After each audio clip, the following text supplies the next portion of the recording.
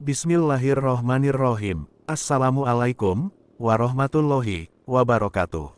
Segala puji dan puja untuk Allah, Tuhan yang Maha Pengasih lagi Maha Penyayang. Dia yang mengumpul segala pengetahuan di dalam zat-Nya, dan Dia jualah pencipta segala pengetahuan dengan keabadian. Segala kewujudan bersumberkan wujud-Nya.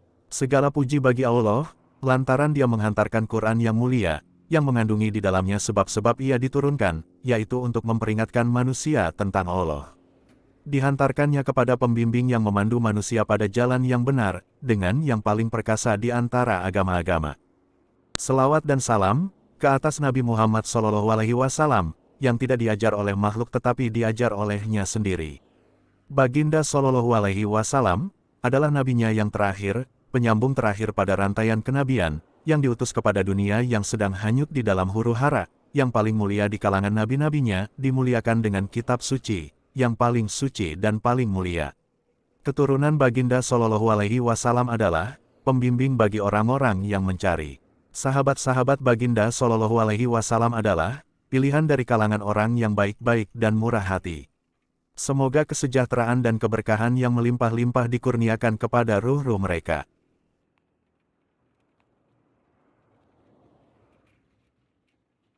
Cara bertobat dari dosa meninggalkan salat, puasa, zakat dan haji. Allah menegaskan dalam Al-Quran, bahwa salat merupakan ibadah yang dibatasi waktunya. Ada batas awal dan ada batas akhir. Sebagaimana tidak sah melakukan salat sebelum waktu, juga tidak sah melakukan salat setelah keluar waktu. Allah berfirman, Inna sholata, kanat alal muminina, kitaban mauqutan, artinya, sesungguhnya salat merupakan kewajiban bagi orang beriman yang telah ditetapkan waktunya. Quran Surat An-Nisa, ayat 103. Hanya saja, bagi mereka yang tidak sengaja meninggalkan salat, misalnya karena ketiduran atau lupa, diberi toleransi untuk mengkodanya, dengan mengerjakannya ketika bangun atau ketika ingat. Dari Anas bin Malik, bahwa Nabi Shallallahu Alaihi Wasallam bersabda, Men nasiya sholatan, Aw nama anha, pakafarotuha, ayyusolayaha, idadakaroha, artinya, barang siapa yang kelupaan salat, atau tertidur, sehingga terlewat waktu salat, maka penebusnya adalah, dia segera salat ketika ia ingat. Hadis riwayat, Ahmad 11.972 dan Muslim 1.600. Dalam riwayat lain, Nabi Shallallahu Alaihi Wasallam mengatakan, Men nasiya sholatan, fal yusolla, idadakaroha, la kafarotalaha, illa dalika, artinya, siapa yang lupa salat, maka dia harus salat ketika ingat. Tidak ada kafarah untuk menebusnya selain itu. Hadis riwayat, Bukhari 597 dan Muslim 1598. Hadis-hadis ini menunjukkan, tidak ada kesempatan untuk menebus kesalahan meninggalkan salat, selain bagi orang yang kelupaan dan ketiduran, dan itu pun harus dilakukan ketika bangun, atau ketika dia ingat. Ketika orang meninggalkan salat dengan sengaja, kemudian dia mengerjakan salat ketika taubat, hakikat yang terjadi. Dia mengerjakan salat di luar waktu, dan mengerjakan salat setelah waktunya habis, statusnya tidak sah. Dia melakukan kafarah, penebus dosa, yang tidak ada panduannya dan dalil. Sementara penebusan kesalahan meninggalkan salat yang disebutkan dalam dalil, hanya berlaku untuk mereka yang ketiduran atau kelupaan. Lalu bagaimana cara taubat mereka yang meninggalkan salat? Jawabannya, pada prinsipnya, inti dari taubat ada 5. 1. Istighfar, yaitu, ikhlas dengan memohon ampun kepada Allah. 2. Iqla, yaitu, meninggalkan dosa yang dilakukan. 3. Nadam, yaitu, menyesali perbuatannya, sehingga dia mengakui apa yang dia lakukan adalah kesalahan. 4. Azam, yaitu, bertekad untuk mengulangi. Tekad ini yang akan menghalangi dia jangan sampai melanjutkan dosanya. 5. Islah, yaitu, melakukan perbaikan. Melakukan upaya yang bisa memperbaiki dirinya.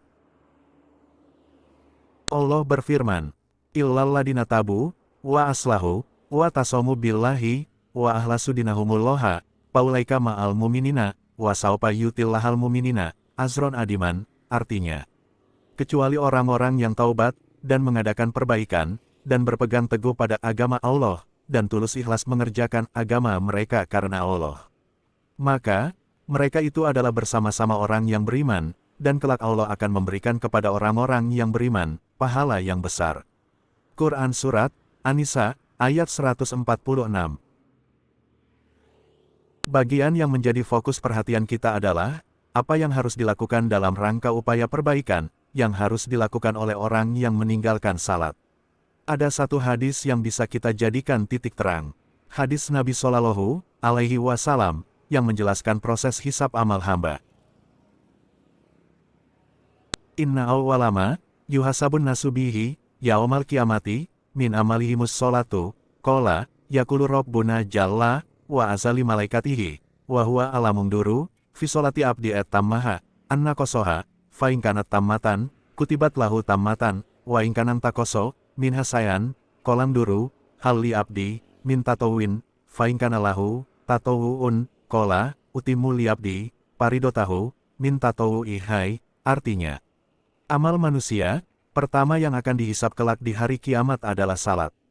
Allah bertanya kepada para malaikatnya, meskipun dia paling tahu, perhatikan salat hambaku, apakah dia mengerjakannya dengan sempurna ataukah dia menguranginya. Jika salatnya sempurna, dicatat sempurna, dan jika ada yang kurang, Allah berfirman, perhatikan, apakah hambaku memiliki salat sunnah, jika dia punya salat sunnah, Allah perintahkan, sempurnakan catatan salat wajib hambaku dengan salat sunnahnya. Hadis riwayat Nasai 465, Abu Daud 864, Turmuzi 415, dan disahihkan Syuaib Al-Arnaud. Berdasarkan hadis ini, para ulama menganjurkan, bagi siapa saja yang meninggalkan salat wajib, agar segera bertaubat dan perbanyak melakukan salat sunnah. Dengan harapan, salat sunnah yang dia kerjakan bisa menjadi penebus kesalahannya. Syekhul Islam mengatakan, orang yang meninggalkan salat dengan sengaja, tidak disyariatkan mengkodonya. Dan jika dilakukan, salat kodonya tidak sah.